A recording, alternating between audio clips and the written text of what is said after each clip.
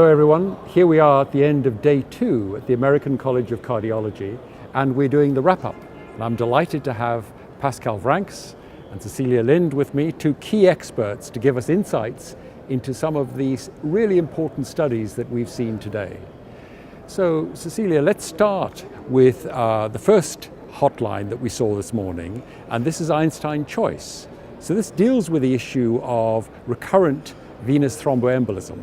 What did this trial tell us? Well, after 1 year, people generally stop oral anticoagulants and choose perhaps aspirin. But there is a 10% relapse rate, not a non-significant rate. So what happens if you give rivaroxaban either 10 or 20 milligrams compared to aspirin in a randomized controlled trial or large size? Well, what happened was that the recurrent ventricular venous thromboembolism was 3 times smaller in the rivaroxaban groups compared to aspirin. Yes, I gather the hazard ratio was about 0.26 for the 10 milligram dose, and it's important to remember that this is in place of aspirin, not on top of aspirin. So what about bleeding rates? Well, those were comparable, but the lowest with rivaroxaban at 10 milligrams. So the bottom line is that rivaroxaban 10 milligrams is sufficient to significantly and substantially lower the risk of relapse after venous thromboembolism. However, Cecilia, is that length of time enough, or do you just delay when they're going to get their relapse? Well, nobody knows, of course. So we've got to answer that. I can't answer that. Okay. The trial was 19 months. Yes. And then beyond that, we don't know, of course. Okay. So for these spontaneous thromboembolic events, there may well be a stimulus that causes further events over time, and that's one of the things that may need to be looked at. But here's a very interesting trial, something that may well change practice. Definitely. So let's move from this to Ebbinghaus. And this trial was a sub-study of the Fourier trial using the PCSK9s to profoundly lower LDL, and answering or trying to answer the question, does it have an impact on cognitive decline? Right, and I think this research question is very appropriate because we know that the brain makes the LDL cholesterol in the cells. So an appropriate question is whether or not the PCSK9 and the lowering of the LDL level would affect the cognitive function. Okay, we know that PCSK9, because it's a large molecule, will not pass through the blood-brain barrier, but still, as these drugs are coming and will affect our practice, we have to know this. Okay, Cecilia, the impact of this trial? Well, it was neutral. They underwent a substantial battery of cognitive functioning tests, some of which were very difficult indeed. Okay. But the results You're matching the red blocks and the blue box. That's right. But the results were similarly good or bad in both groups, both those given PCSK9 lowering and those that given placebo. So was it neutral or was it non-inferior? It was non-inferior. It was non-inferior, yes. Okay. So if you were a patient having to take a PCSK9, would you be reassured by this? Well, not really, because of the overall results of the Fourier trial, which was not terribly impressive in my opinion. And then also what this study has a limited follow-up time, what happens long-term to the brain and to cognitive function apart from the natural So decline. still a little warning signal that we need to think about the long-term. And Pascal, you've made this point about the long-term previously.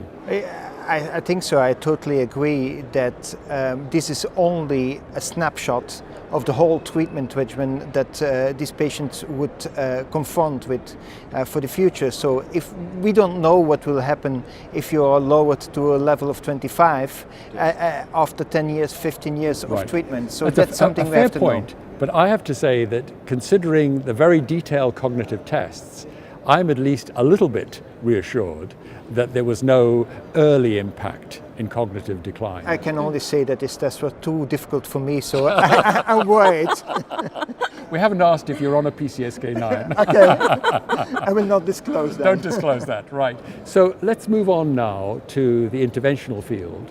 And can we substitute for the use of adenosine in looking at the physiological the significance of stenoses? So there were two trials, Define Flare, and there was the Sweetheart IFR trial that took a different approach to the pressure gradient across lesions that don't require adenosine. What's your interpretation? I think they tackled a very fair point again, because we all know that the application of vasodilatation is one of the hurdles in FFR measurements, because you have to be sure that the vasodilatation is maximum in order to obtain the correct data for the patient. Yes. And by implementing this technology, the IFR technology, you might get rid of this hurdle in the patient treatment. So yes, I think these two trials are important. They approach it a little bit from a different angle, but very important, they use the same endpoint. Yes. So for that reason, I think they are both complementary and should be considered together. And the take-home message for you from these two trials? My life will become easier because I can switch to a much easier technology and keep the vasodilatation in my pocket. And one that causes less symptoms for the patient, because the adenosine causes quite a lot of symptoms for the patient. I think in reality, in clinical practice, we are very careful in implementing this technology, FFR, in patients. We know that dyspnea is an issue, but of course it's well taken. It's a plus on top of all the rest. Okay, so here's an important step in how we evaluate the functional significance.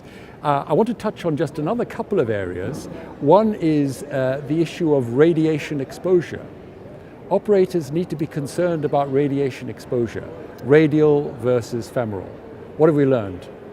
This is, for me, this was an eye-opener today, and I think as an interventionalist we have to be concerned.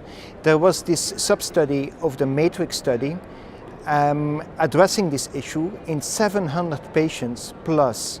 So this is the largest effort ever done and well conducted, well designed sub-study addressing this issue. And what they learned about femoral versus radial is the fact that for the patient it doesn't make any difference. But for the operator it does make a difference, especially concerning the radiation exposure to the thorax. It was doubled for the radial approach versus the femoral approach. And if you would like to make a comparison, if you would do 300 PCI procedures a year, you would have nearly 333 microsieverts exposure to your thorax. This equals 17 or 18 chest x-rays. Exactly. Of course you're protected, but it only makes the issue that while performing procedures you have to be careful to the fluoroscopy time, and we know in radial procedures this is higher than in the femoral procedures. Important as well is that this type of safety belt that's built into the equipment that tells you the DAP score is not applying to the exposure to the operators. So it's really the fluoroscopy time. Right. So here's an important study that may influence practice. There's already a big, huge move in most of our countries to radial procedures. But as Pascal's saying, don't be complacent. We've got to reduce the fluoroscopy time as well. What do you think, Cecilia? Well, I think it's terribly important, because not only for those doing PCIs, but also electrophysiologists to increasingly being aware of their own health and their own situation. So I don't know whether pulse radiation is something that works in the PCI lab as it does for electrophysiologists, or cages or other special protective measures that would have an equal influence as choosing the right vessels. some of the approaches for the future. Yes. And this is something, also a message that comes out of the study, because the investigators were smart enough to also compare radial left versus radial right. And intuitively, you would think radial left would expose you more. No, this was not the case. Perhaps by the fact that operators were looking more carefully in putting their shielding in the left radial approach versus the right radial approach. So really what we've seen is a series of very interesting studies that may impact on practice, particularly in relation to thromboembolism, some of the concerns about the PCSK9s and cognitive function, and you have some reservations yet. And now we're talking about the operator. And I guess a lot of interventionists are going to be interested and concerned to reduce their own exposure. So thank you both very much for your insights, and we look forward to tomorrow. Thank you so much. Thank Thanks you. very much.